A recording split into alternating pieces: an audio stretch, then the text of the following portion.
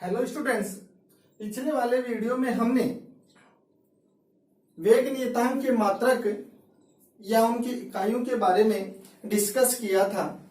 तो यहाँ पे देखो कि K बराबर मोल प्रति लीटर 1 माइनस n इंटू 10 यानी समय इनवर्स, ये अपने पास एक रिलेशन आया था। इसके आधार पर अपन किसी भी जो कोटि है उसके लिए वेग नियतांक के मात्रक की गणना कर सकते हैं या उसका वेग मात्रक का निर्धारण कर सकते हैं।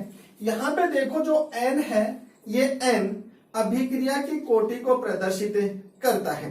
यदि अपन शून्य कोटि, प्रथम कोटि और द्वितीय कोटि अभिक्रिया के लिए वेग नियतांक के मात्रक या उसके इकाई के बारे में पता करें तो किस प्रकार से पता करते हैं। तो यहाँ पे देखो शून्य कोटि, फर्स्ट शून्य कोटि अभिक्रिया के वेग नियतांक का मात्रक। यहाँ पे देखो शून्य कोटि अभिक्रिया का मतलब क्या है कि शून्य कोटि अभिक्रिया के लिए n बराबर कितना है, 0। जब 0 है तो इसमें समीकरण में रखेंगे तो आ गया मोल प्रति लीटर 1 माइनस 0 इंटू समय इनवर्स। आगे यदि अपन इसको सोल्व करें तो मोल प्रति लीटर 1 इंटू समय इनवर्स के बराबर मोल लीटर इनवर्स, ऊपर जाएगा तो समय इनवर्स। तो ये तो क्या हो गया, शून्य कोटि अभिक्रिया के लिए वेग नियतांक का मात्रक। यानी शून्य कोटि अभिक्रिया के लिए वेग नियतांक का जो मात्रक होता है वो मोल प्रति लीटर प्रति समय होता है या समय इनवर्स होता है। इसी प्रकार यदि अपन देखें सेकंड प्रथम कोटि अभिक्रिया के लिए, प्रथम कोटि रिएक्शन के लिए, तो प्रथम कोटि अभिक्रिया के लिए जो n का जो मान होगा वो n बराबर 1 आएगा तो K बराबर मोल प्रति लीटर या मोल प्रति लीटर 1 माइनस 1 इंटू समय इनवर्स। K बराबर मोल प्रति या मोल लीटर 0 इंटू समय इनवर्स। यहां पे देखो यदि किसी संख्या की घात 0 होती है तो उसका मान एकांक होता है, तो इसका मान एकांक, तो K बराबर क्या आ गया, समय इनवर्स। तो प्रथम कोटि अभिक्रिया के लिए जो वेग नियतांक का जो मात्रक होता है वो होता है समय इनवर्स। इसी प्रकार यदि अपन आगे चले कि द्वितीय कोटि रिएक्शन के लिए वेग नियतांक के मात्रक की गणना, तो यहां पे देखो द्वितीय कोटि अभिक्रिया के लिए आ जाएगा n बराबर 2। n बराबर 2 आएगा तो K बराबर मोल लीटर 1 माइनस 2 इंटू समय इनवर्स। K बराबर मोल लीटर -1 समय इनवर्स। K बराबर मोल इनवर्स लीटर और समय इनवर्स। तो यहां पे हमने देखा कि वेग नियतांक का जो मात्रक है उसका निर्धारण करने के लिए हमारे पास एक सूत्र आया था कि K बराबर मोल प्रति लीटर 1 माइनस n इंटू समय इनवर्स।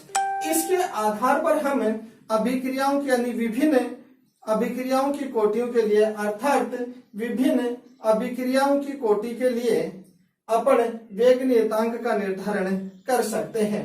तो n बराबर क्या हो गया, शून्य कोटि अभिक्रिया के लिए, शून्य कोटि अभिक्रिया के लिए यदि अपन वेग नियतांक का निर्धारण करें तो n बराबर क्या है 0, k बराबर मोल प्रति लीटर 1 माइनस 0 इंटू समय इनवर्स।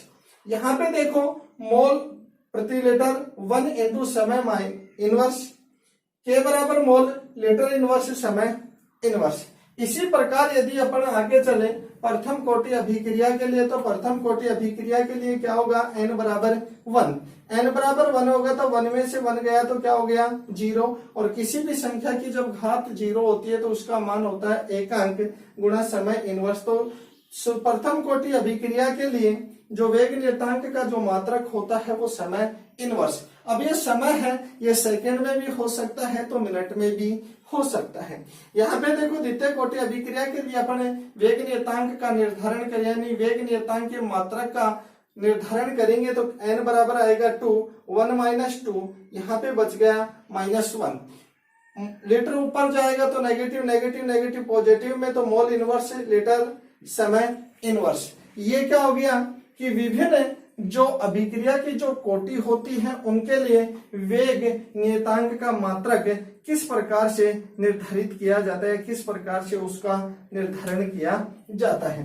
तो ये हो गया वेग नियतांक का मात्रक या उसकी विमाई। इसके बाद में अपन लेते हैं अभिक्रिया की अणुकता या अणु संख्यता। अब ये अभिक्रिया की जो अणुकता या अणु संख्यता है ये होती क्या है, तो नेक्स्ट टॉपिक है अभिक्रिया की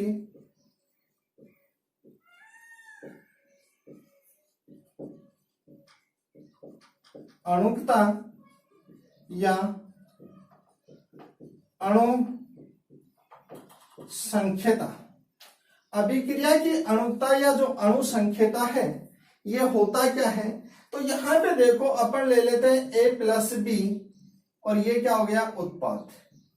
तो इस अभिक्रिया में एक तो ये है और एक क्या है ये है।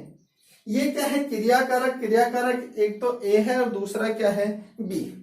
तो क्या हो गया अणुकता, अभिक्रिया की अणुकता या अणु संख्यता होती क्या है, तो किसी अभिक्रिया के पद में भाग लेने वाले क्रियाकारक अणुओं की कुल संख्या वो कहलाती है अभिक्रिया की अणुकता या अणु संख्यता।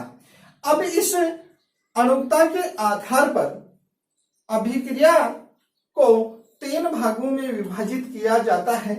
यदि अभिक्रिया में एक क्रियाकारक भाग ले तो यहाँ पे देखो अणुकता के आधार पर अभिक्रिया को 3 भागों में बांटा जाता है, जिनमें पहला है एकाणुक अभिक्रिया। और एकाणुक जो अभिक्रिया है इस अभिक्रिया में क्रियाकारक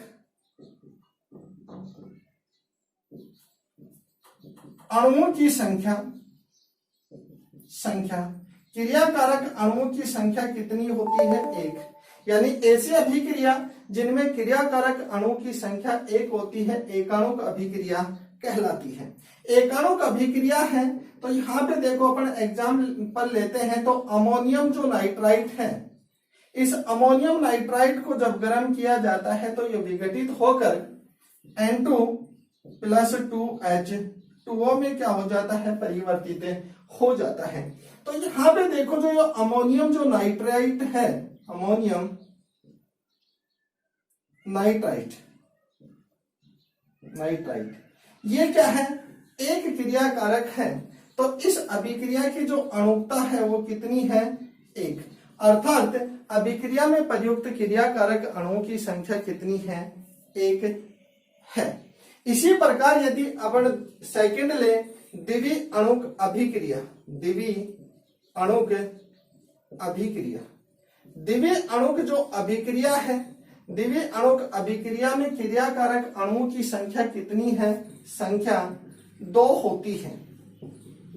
2 एग्जाम्पल ले तो क्या हो गया कि यदि हाइड्रोजन प्लस क्लोरीन की अभिक्रिया प्रकाश की उपस्थिति में कराई जाए तो उत्पाद बनता है 2HCl, अर्थात ऐसी अभिक्रिया जिसमें क्रियाकारक अणुओं की संख्या कितनी होती है 2 होती है, द्विव अणुक अभिक्रिया कहलाती है। इसी द्विव अणुक अभिक्रिया में होता क्या है कि क्रियाकारक अणु की संख्या कितनी होती है 2। तो H2 प्लस Cl2 प्रकाश की उपस्थिति में जब अभिक्रिया करते हैं तो 2HCl हाइड्रोजन क्लोराइड का क्या होता है, निर्माण होता है। तो इस अभिक्रिया में भाग लेने वाले क्रियाकारक अणु की संख्या 2 होने के कारण इसकी अणुता कितनी होती है, 2। इसी प्रकार यदि अपन बात करें थर्ड त्रिअणुक अभिक्रिया, त्रिअणुक अभिक्रिया, और त्रिअणुक अभिक्रिया है, इसमें क्रियाकारक अणुओं की जो संख्या होती है वो कितनी होती है, 3। क्रियाकारक अणुओं की संख्या 3 होती है।